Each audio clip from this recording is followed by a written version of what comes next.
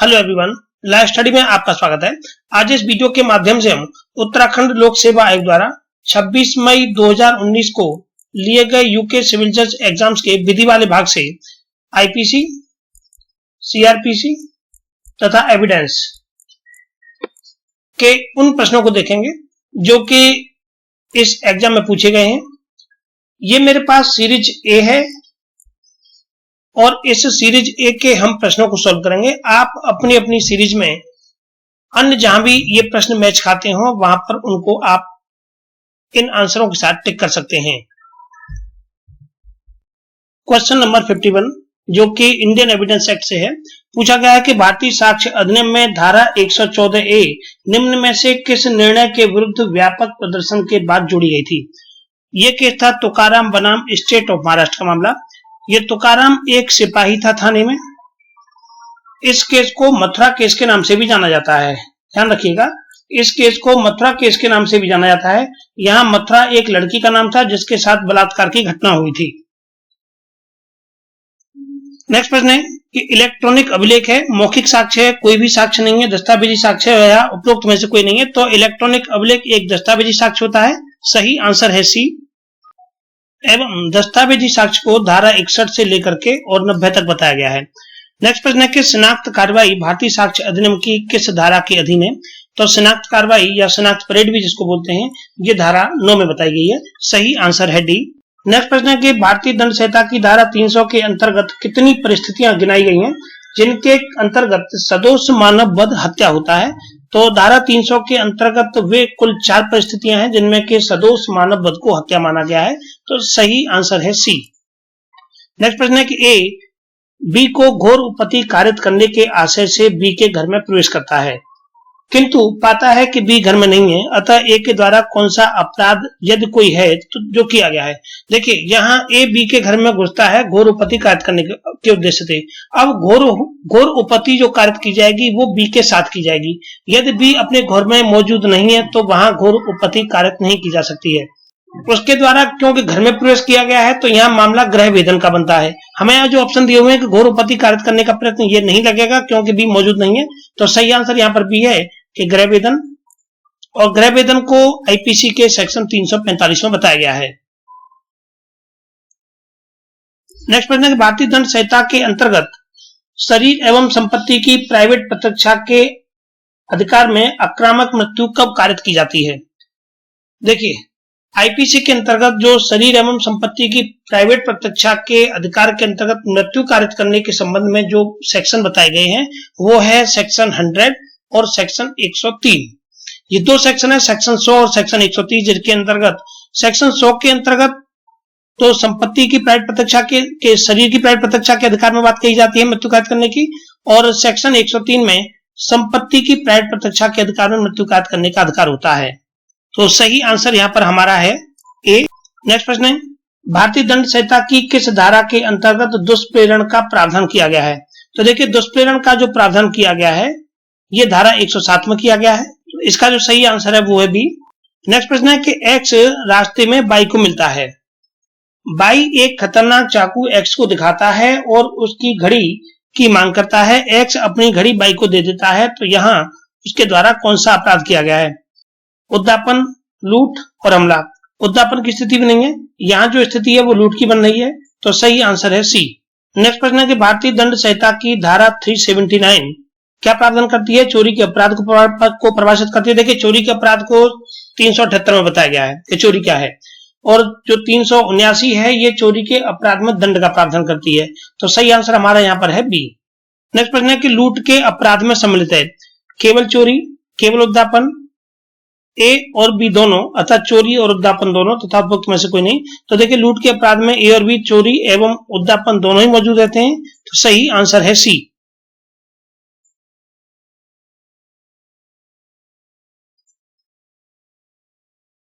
Next प्रश्न है कि प्रसिद्ध वाद आर वर्सेस गोविंदा 1876 एक बंबई 342 में अभियुक्त गोविंदा को किस अपराध के लिए दंडित किया गया था। सदोष मानव वध के लिए, घोर उपपत्ति के लिए, हत्या के लिए, या उसे दोष मुक्त कर दिया गया था। तो इसे जो अभियोजित किया गया था अभियुक्त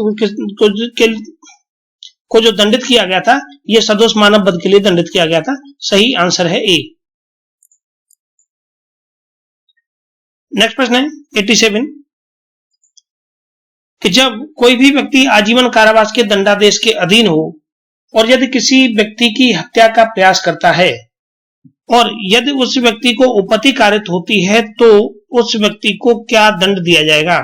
उस व्यक्ति को मृत्युदंड से दंडित किया जाएगा, उस व्यक्ति को मृत्युदंड से दंडित किया जा सकता है, उस व्यक्ति को उपपत्ति कारित करने के अपराध के लिए दंडित किया जाएगा, या उस व्यक्ति को आजीवन कारावास के लिए दंडित किया जाएगा। इस प्रश्न का सही आंसर है कि उस व्यक्ति को मृत्युदंड से दंडित किया जा सकता है। श्योर नहीं है कि किया जाएगा, किया जा सकता है। नेक्स्ट प्रश्न है कि क्वेश्चन नंबर 88 कि चोरी का आवश्यक तत्व नहीं है। पहला है चल संपत्ति, दूसरा है कि उस संपत्ति का कब्जा, तीसरा है कि उस संपत्ति का स्वामित्व और चौथा है कि उस संपत्ति का हटाया जाना। तो देखिए चल संपत्ति ये आवश्यक तत्वों में नहीं है, उस संपत्ति का कब्जा ये है तथा उस संपत्ति का हटाया जाना ये भी है, उस संपत्ति का स्वामित्व ये नहीं है। सही आंसर है सी। नेक्स्ट प्रश्न है कि अभिरक्षा में बलात्कार के दंड का क्या प्रावधान है? यदि अभिरक्षा में किसी के साथ बलात्कार किया जाता है तो कितना दंड का प्रावधान है? तो ये है कठोर कारावास, जो कि 10 वर्ष से कम का नहीं होगा परंतु आजीवन कारावास तक का हो सकेगा तथा जुर्माने से भी दंडनीय होगा। 2018 में जो अमेंडमेंट हुआ है उस अमेंडमेंट के तहत इस कारावास की सजा को 7 वर्ष से बढ़ाकर के 10 वर्ष कर दिया गया है और अधिकतम जो है वो आजीवन कारावास कर दिया गया है। नेक्स्ट प्रश्न है कि अम्ल का प्रयोग करके स्वेच्छा घोर उपपत्ति कारित करना, ये इसके लिए क्या न्यूनतम दंड है? तो किसी पर एसिड अटैक करना और एसिड अटैक करके उसे ऊपर घोर उपपत्ति कारित करना, इसके लिए जुर्माने के साथ में 10 वर्ष तक की कारावास का प्रावधान किया गया है। तो सही आंसर है इसका बी। नेक्स्ट प्रश्न है कि एक्स और वाई झगड़ा कर रहे थे, झगड़ा लड़ाई में बदल जाता है जिससे कि दोनों को शारीरिक चोटें आती हैं। वाई को अधिक घोर उपपत्ति होती है, चोटें दोनों के हैं लेकिन वाई को ज्यादा घोर उपपत्ति हुई है और 3 दिन के बाद अस्पताल में उसकी मृत्यु हो जाती है। तो एक्स किसके लिए दायी होगा? घोर उपपत्ति कारित करने के लिए, हत्या के लिए, सदोष मानव वध के लिए या कोई अपराध नहीं? तो ये सदोष मानव वध के लिए उत्तरदायी होगा। सही आंसर है सी। नेक्स्ट प्रश्न है कि भारतीय दंड संहिता की निम्नलिखित में से कौन सी धारा मृत्यु कारित करने या पीड़ित के सतत विनाशक स्थिति में परिणामित होने के दंड का प्रावधान करती है? इस प्रश्न का सही आंसर है 376 ए अर्थात ऑप्शन ए। नेक्स्ट प्रश्न है कि भारतीय दंड संहिता की धारा 84 कौन सी अभिव्यक्ति प्रस्तुत की गई है? तो धारा 84 ये चित्त विकृतता से संबंधित है। तो सही आंसर है सी। नेक्स्ट प्रश्न है कि भारतीय दंड संहिता के अधीन आपराधिक मानहानि में कितने अपवादों का प्रावधान किया गया है? तो आपराधिक मानहानि में कुल 10 अपवादों का प्रावधान किया गया है। सही आंसर है डी। नेक्स्ट प्रश्न है कि भारतीय दंड संहिता में सदोष अभिलाभ एवं सदोष हानि को कहां परिभाषित किया गया है? तो सदोष अभिलाभ एवं सदोष हानि को जो परिभाषित किया गया है वो धारा 23 में परिभाषित किया गया है। सही आंसर है बी। नेक्स्ट प्रश्न है कि भारतीय दंड संहिता का निम्न में से कौन सा प्रावधान मैकनाटन नियम पर आधारित है? तो भारतीय दंड संहिता का जो प्रावधान धारा 84 का है वो मैकनाटन नियम पर आधारित है। तो सही आंसर है यहाँ पर बी। नेक्स्ट प्रश्न है कि भारतीय दंड संहिता की निम्न में से कौन सी धारा दंगे को परिभाषित करती है?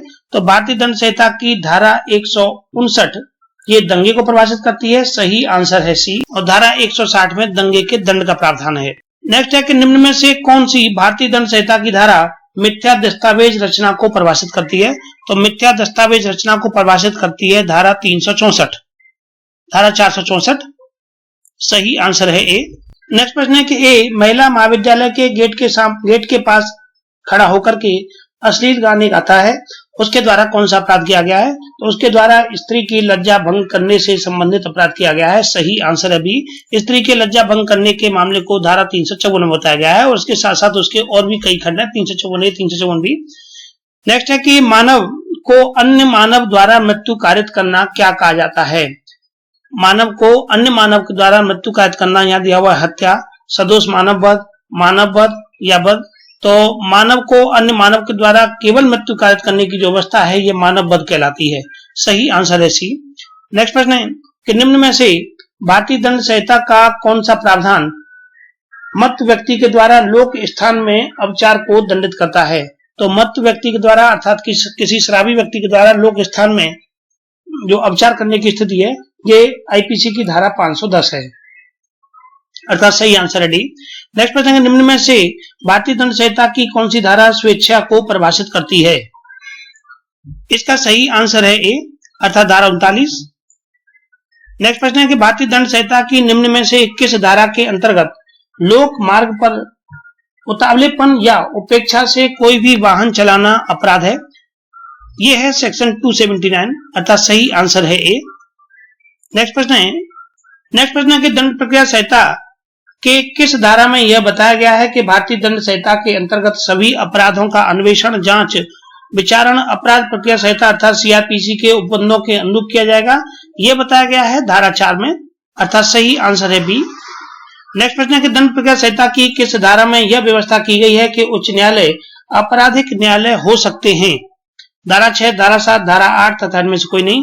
तो दंड प्रक्रिया संहिता की जो धारा 6 है, जो कि न्यायालयों के संबंध में प्रावधान करती है कि कुल कितने प्रकार के न्यायालय होते हैं, कुल 6 प्रकार के न्यायालय होते हैं, जैसे कि धारा 6 में बताया गया है, और उच्च न्यायालय को आपराधिक न्यायालय के विचारण के संबंध में भी बताया गया है, तो सही आंसर है यहाँ पर ए। नेक्स्ट प्रश्न है कि किसी जनपद में सत्र न्यायालय स्थापित करने का प्राधिकार किसे दिया गया है? तो किसी जनपद में सत्र न्यायालय स्थापित करने का जो प्राधिकार है राज्य सरकार को दिया गया है, सही आंसर है सी। नेक्स्ट प्रश्न है कि सत्र न्यायालय के पीठासीन अधिकारी की नियुक्ति कौन करेगा? तो सत्र न्यायालय के पीठासीन अधिकारी अर्थात सेशन जज जो होते हैं, उनकी नियुक्ति उच्च न्यायालय के द्वारा की जाती है। नेक्स्ट प्रश्न है कि किसी जनपद में सत्र न्यायालय स्थापित करने का प्राधिकार किसे दिया गया है? तो किसी जनपद में सत्र न्यायालय स्थापित करने का जो प्राधिकार है, ये राज्य सरकार को दिया गया है, सही आंसर है सी। नेक्स्ट प्रश्न है कि सत्र न्यायालय के पीठासीन अधिकारी की नियुक्ति कौन करेगा? तो सत्र न्यायालय के पीठासीन अधिकारी की नियुक्ति हाईकोर्ट के द्वारा की जाती है, सही आंसर है बी। नेक्स्ट प्रश्न है कि जनपद के मुख्य न्यायिक मजिस्ट्रेट की नियुक्ति कौन करता है? तो मुख्य न्यायिक मजिस्ट्रेट की नियुक्ति ये हाईकोर्ट के द्वारा की जाती है, सही आंसर है बी। एक जनपद में कितने वर्ग के आपराधिक न्यायालय होते हैं? तो एक जनपद में ये 4 वर्ग के आपराधिक न्यायालय होते हैं, सही आंसर है सी। नेक्स्ट है कि एक उच्च न्यायालय में से कौन सा दंड पारित कर सकता है? तो एक उच्च न्यायालय कोई भी विधि द्वारा प्राधिकृत दंड पारित कर सकता है, सही आंसर है डी। नेक्स्ट है कि पुलिस कब एक व्यक्ति को वारंट के बिना गिरफ्तार कर सकती है? तो पुलिस किसी भी संज्ञेय अपराध के मामले में, केवल सशस्त्र सेना का भगोड़ा तथा केवल उद्घोषित अपराधी के मामले अर्थात तीनों को मिलाकर के उपरोक्त सभी में पुलिस किसी व्यक्ति को वारंट के बिना गिरफ्तार कर सकती है। इसके संबंध में धारा 41 से प्रावधान करती है। नेक्स्ट है कि मुख्य मेट्रोपॉलिटन मजिस्ट्रेट के द्वारा कारावास की अधिकतम कितनी सजा दी जा सकती है? तो अधिकतम 7 वर्ष तक की सजा दिए जाने का प्रावधान है, सही आंसर है बी। नेक्स्ट है कि डी.के. बासु बनाम पश्चिम बंगाल राज्य नामक प्रसिद्ध वाद में किसके संदर्भ में दिशा निर्देश दिया गया था? तो ये दिया गया था व्यक्तियों की गिरफ्तारी के संबंध में। नेक्स्ट है कि दंड प्रक्रिया संहिता की धारा 125 के अंतर्गत भरण पोषण संबंधी मामले निम्न में से किस न्यायालय के समक्ष दाखिल किए जाएंगे? इस प्रश्न का सही आंसर है बी, न्यायिक मजिस्ट्रेट प्रथम श्रेणी। नेक्स्ट है कि एक आपराधिक मामले में किस स्तर पर दंड प्रक्रिया संहिता की धारा 164 के अंतर्गत किसी भी व्यक्ति का संस्वीकृति का कथन दर्ज किया जा सकता है? तो किसी व्यक्ति की संस्वीकृति का जो कथन दर्ज किया जा सकता है, ये केवल इन्वेस्टिगेशन के समय दर्ज किया जा सकता है, सही आंसर है ए। 164 स्पष्ट रूप से यह प्रावधान करती है कि जांच एवं विचारण से पूर्व तथा अन्वेषण के दौरान, ये स्पष्ट लिखा हुआ है, आप ध्यानपूर्वक देखें। कई स्टूडेंट्स के द्वारा मुझसे इस पर आपत्ति उठाई गई तथा पूछा गया था कि सर इसमें जांच के समय या विचारण के समय भी है, तो ऐसा नहीं लिखा हुआ है। इसमें केवल अन्वेषण के दौरान और जांच एवं विचारण के समय से पूर्व ही केवल संस्वीकृतिकारी जो कथन है वो दर्ज किया जा सकता है, तो सही आंसर यहाँ पर हो गया ए। नेक्स्ट है कि दंड प्रक्रिया संहिता की धारा 154 के अंतर्गत संज्ञेय अपराध के घटित होने संबंधी सूचना कौन दे सकता है? तो यहाँ कोई भी ऐसा व्यक्ति इसके संबंध में सूचना दे सकता है, अर्थात सही आंसर है डी। नेक्स्ट प्रश्न है कि दंड प्रक्रिया संहिता में सुसंगत प्रक्रिया कहां दी गई है जहां के ऐसे मामले जबकि 24 घंटे के अंदर इन्वेस्टिगेशन की कार्रवाई पूरी नहीं हो पाई हो? तो ये जो हेडिंग लिखा हुआ है ये धारा 167 में लिखा हुआ है कि जहां 24 घंटे के अंतर्गत जब अन्वेषण की कार्रवाई पूरी नहीं की जाती तब क्या प्रक्रिया होगी, तो वो धारा 167 बताती है। नेक्स्ट है कि दंड प्रक्रिया संहिता की किस धारा के अंतर्गत भारत से बाहर कारित किए गए अपराधों के संबंध में आपराधिक न्यायालयों के क्षेत्राधिकार को बताया गया है? इस प्रश्न का सही आंसर है डी, अर्थात धारा 188। नेक्स्ट प्रश्न है कि दंड प्रक्रिया संहिता में मजिस्ट्रेट के द्वारा अपराध के संज्ञान के लिए जाने के लिए कौन से तरीके दिए हुए हैं? तो मजिस्ट्रेट द्वारा अपराध का संज्ञान परिवाद के आधार पर परिवाद से प्राप्त किए जाने पर, केवल पुलिस रिपोर्ट के आधार पर तथा केवल पुलिस रिपोर्ट के अतिरिक्त सूचना प्राप्त होने पर, अर्थात तीनों तरीकों से किया जा सकता है। तो सही आंसर है यहाँ पर डी। नेक्स्ट प्रश्न है कि दंड प्रक्रिया संहिता की कौन सी धारा सत्र न्यायालयों को अपराधों को आरंभिक अधिकारिता के रूप में संज्ञान लेने से रोकती है जब तक कि मामले को किसी भी मजिस्ट्रेट के द्वारा भेजा न गया हो। इस प्रश्न का सही आंसर है ए, अर्थात धारा 193। नेक्स्ट प्रश्न है कि निम्नलिखित में से कौन सा वाद अग्रिम जमानत के सिद्धांतों से संबंधित है। तो अग्रिम जमानत के सिद्धांतों से संबंधित जो वाद है ये है ऑप्शन बी, अर्थात गुरबख्श सिंह सिविया बनाम पंजाब राज्य का मामला। नेक्स्ट प्रश्न है कि निम्नलिखित में से संविधान का कौन सा अनुच्छेद इस अवधारणा से संबंधित है कि अगर एक व्यक्ति का विचारण किया गया है तथा उसे एक अपराध के लिए दोषमुक्त या दोष सिद्ध कर दिया गया है, तब उसी अपराध के लिए उसका पुनः विचारण नहीं किया जा सकता। तो इसके संबंध में संविधान का अनुच्छेद 22 प्रावधान करता है। सही आंसर है सी। नेक्स्ट है कि दंड प्रक्रिया संहिता के किस उपबंध के अंतर्गत अभियुक्त को राज्य के खर्चे पर विधिक सहायता अनुमन्य कराई जाती है। ये कराई जाती है धारा 304 के अंतर्गत। सही आंसर है सी। नेक्स्ट है कि दंड प्रक्रिया संहिता के अंतर्गत निम्न में से किस न्यायालय की भाषा के संदर्भ में किसी न्यायालय की भाषा के संदर्भ में निर्णय लेने की शक्ति प्रदान की गई है। ये शक्ति प्रदान की गई है राज्य सरकार को। सही आंसर है ए। नेक्स्ट प्रश्न है कि दंड प्रक्रिया संहिता के किस उपबंध में कहा गया है कि एक अभियुक्त व्यक्ति सक्षम साक्षी होगा तथा बचाव के लिए शपथ पर साक्ष्य दे सकेगा। इसके संबंध में धारा प्रावधान करती है बी, ऑप्शन बी, धारा 315। नेक्स्ट प्रश्न है कि दंड प्रक्रिया संहिता के अनुसार आरोप का निर्धारण कौन कर सकेगा। तो आरोप का निर्धारण ये न्यायालय के द्वारा किया जाएगा। लोक अभियोजक, संबंधित पुलिस थाने का बारसाधक अधिकारी या उपरोक्त सभी यदि हुए, क्योंकि अवधारण जो करना है वो न्यायालय को करना है। लोक अभियोजक कार्यवाही में भाग लेते हैं, कार्यवाही सरकार की ओर से कार्रवाई करते हैं। संबंधित पुलिस थाने का जो बारसाधक अधिकारी है वह केवल उसमें जो एफआईआर दर्ज करता है वहां केवल आरोपों को लगाता है कि कौन कौन सी धारा के अंतर्गत इनके द्वारा अपराध किया गया है। तो सही आंसर यहाँ पर है ए। नेक्स्ट है कि संक्षिप्त विचारण में न्यायालय किस विचारण प्रक्रिया का अनुसरण करता है। तो संक्षिप्त विचारण के मामले में जो न्यायालय प्रक्रिया का अनुसरण करता है वो करता है समन विचारण प्रक्रिया का, अर्थात समन पर आधारित प्रक्रिया। सही आंसर है सी। नेक्स्ट है कि दंड प्रक्रिया संहिता की निम्नलिखित धाराओं में से कौन सी धारा अपराधियों को अच्छे आचरण पर परिवीक्षा पर छोड़े जाने से संबंधित है। तो अपराधियों को अच्छे आचरण पर छोड़े जाने से संबंधित जो धारा है वो है धारा 360। सही आंसर है डी। नेक्स्ट प्रश्न है कि निम्न वादों में से कौन सा संस्वीकृति से संबंधित नहीं है। तो देखिए संस्वीकृति से जो संबंधित वाद नहीं है यहाँ पर दिया हुआ हमारे कि टीजे पोन्नम बनाम एमसी वर्गीस का मामला, ये संस्वीकृति से संबंधित बात नहीं है। बाकी जो तीन हमें बात दिए हैं, पुलकुटी कट्टैया बनाम किंग एम्परर, दूसरा दिया है कि उत्तर प्रदेश राज्य बनाम देवबंद उपाध्याय तथा बंबई राज्य बनाम काठी कालू, ये मामले ये तीनों ही संस्वीकृति से संबंधित मामले हैं। तो यहाँ जो नहीं है वो है ऑप्शन डी। नेक्स्ट प्रश्न है कि भारतीय साक्ष्य अधिनियम की निम्नलिखित में से कौन सी धारा प्रति परीक्षा में विधिपूर्ण प्रश्न पूछे जा सकेंगे का प्रावधान करती है। तो यह धारा प्रावधान करती है 146। सही आंसर है ए।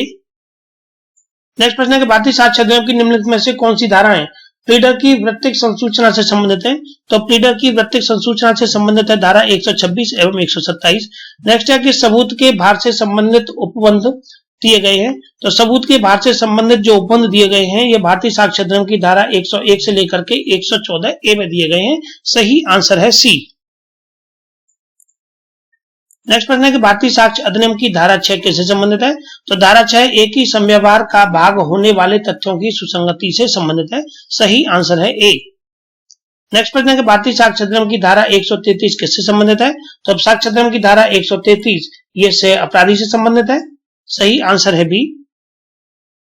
नेक्स्ट है कि भारतीय साक्ष्य अधिनियम की किस धारा में दहेज मृत्यु की अवधारणा की गई है। तो भारतीय साक्ष्य अधिनियम की धारा 113 बी में दहेज मृत्यु की अवधारणा की गई है। सही आंसर है डी। नेक्स्ट है कि दूधनाथ पांडे बनाम उत्तर प्रदेश राज्य का वाद किससे संबंधित है। तो दूधनाथ पांडे बनाम उत्तर प्रदेश राज्य का मामला ये अन्यत्र उपस्थिति से संबंधित मामला है। सही आंसर है बी। नेक्स्ट है कि शिनाख्त परेड से संबंधित महत्वपूर्ण वाद कौन सा है।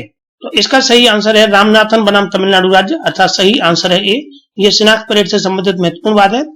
नेक्स्ट है कि निम्नलिखित में से किसे प्राथमिक साक्ष्य कहा जा सकेगा। पहला है मूल का छायाचित्र, दूसरा है प्रमाणित प्रति, तीसरा है किसी भी दस्तावेज का मौखिक वृत्तांत और चौथा है हस्तलिखित पत्र। तो देखिए मूल का छायाचित्र जो फोटोकॉपी है उसको नहीं कह सकते क्योंकि वो मूल नहीं है। दूसरा है प्रमाणित प्रति, वो मूल से प्रमाणित की गई है तो उसको भी हम प्राथमिक साक्ष्य नहीं कह सकते। तीसरा है कि किसी भी दस्तावेज का मौखिक वृत्तांत, इसको नहीं कहा जा सकता। तथा हस्तलिखित पत्र जो कि सीधे सीधे प्राथमिक साक्ष्य के रूप में है, लिखा हुआ है सामने, तो उसे प्राथमिक साक्ष्य कहा जा सकेगा। सही आंसर है डी। क्वेश्चन नंबर 189 है जो कि एविडेंस एक्ट से है। भारतीय साक्ष्य अधिनियम की धारा 85C के अंतर्गत न्यायालय इलेक्ट्रॉनिक हस्ताक्षर के प्रमाण पत्र के सही होने की अवधारणा पूछा गया है, कर सकेगा, करेगा, नहीं करेगा या नहीं कर सकेगा। तो इलेक्ट्रॉनिक हस्ताक्षर है तो इलेक्ट्रॉनिक हस्ताक्षर की जो अवधारणा है न्यायालय द्वारा की जाएगी अर्थात करेगा, अर्थात सही आंसर है बी। नेक्स्ट प्रश्न है कि भारतीय साक्ष्य अधिनियम 1872 की निम्न धाराओं में से किस धारा को सूचना प्रौद्योगिकी अधिनियम 2000 की धारा 92 तथा अनुसूची 2 के द्वारा जोड़ा गया था? यह जोड़ा गया था धारा 67A को। सही आंसर है सी। नेक्स्ट प्रश्न है कि भारतीय साक्ष्य अधिनियम के अधीन सूचक प्रश्न सामान्यतः पूछे जाते हैं। तो सूचक प्रश्न जो पूछे जाते हैं ये क्रॉस एग्जाम के समय पूछे जाते हैं, अर्थात सही आंसर है ए, प्रति परीक्षा में। नेक्स्ट प्रश्न है कि भारतीय साक्ष्य अधिनियम के अधीन न्यायाधीश के प्रश्न पूछने एवं दस्तावेज या वस्तु का न्यायालय में पेश करने की शक्ति का प्रावधान कहां किया गया है? यह प्रावधान किया गया है धारा 165 में। सही आंसर है डी। नेक्स्ट है कि भारतीय साक्ष्य अधिनियम के अधीन विबंध का कौन सा प्रकार सम्मिलित नहीं है? तो देखिए विलेख द्वारा विबंध, आचरण के द्वारा विबंध तथा अभिलेख द्वारा विबंध, ये तीनों ही विबंध के प्रकार हैं। बी, सी और डी तीनों सही हैं और जो आंसर नहीं है वो है आपका ये कि इच्छा के द्वारा विबंध। नेक्स्ट है कि भारतीय साक्ष्य अधिनियम 1872 की धारा 112 में क्या प्रावधान किया गया है? तो धारा 112 ये धर्मजत्व की उपधारणा के संबंध में प्रावधान करती है। सही आंसर है सी। धर्मजत्व अर्थात किसी बच्चे के जन्म के विषय में अगर माता पिता के साथ में न रहते हुए यदि किसी बच्चे का जन्म मां के गर्भ से 280 दिन के अंदर होता है तो यह धर्मजत्व की उपधारणा के संबंध में बताता है। नेक्स्ट है कि भारतीय साक्ष्य अधिनियम की कौन सी धारा पति और पत्नी विधि में एक ही व्यक्ति होते हैं के सिद्धांत को प्रतिपादित करती है? तो इसका सही आंसर है धारा 120 अर्थात सी। नेक्स्ट है भारतीय साक्ष्य अधिनियम की किस धारा के अंतर्गत न्यायाधीश साक्ष्य की ग्राह्यता के बारे में निश्चय करेगा? इस प्रश्न का सही आंसर है बी, अर्थात धारा 136। नेक्स्ट प्रश्न है कि निम्न में से कौन सा वाद भारतीय साक्ष्य अधिनियम की धारा 32(1) से सीधे संबंधित है? तो 32(1) से सीधे संबंधित वाद है यहाँ पाकला नारायण स्वामी बनाम इंपरल का मामला। सही आंसर है डी। नेक्स्ट है भारतीय साक्ष्य अधिनियम में पक्षद्रोही साक्षी की चर्चा कहां की गई है? तो साक्ष्य अधिनियम में पक्षद्रोही साक्षी की चर्चा धारा 154 में की गई है। सही आंसर है ए। नेक्स्ट है कि क्वीन एम्प्रेस बनाम अब्दुल्लाह का वाद किससे संबंधित है? यह बात संबंधित है मृत्युकालिक कथन से। सही आंसर है डी। नेक्स्ट प्रश्न है कि भारतीय साक्ष्य अधिनियम के अंतर्गत सही विकल्प चुनिए। यहाँ 4 विकल्प आपको दिए हुए हैं कि सही विकल्प कौन सा है? न्यायिक अपेक्षा धारा 87 लिखा हुआ है, गलत है।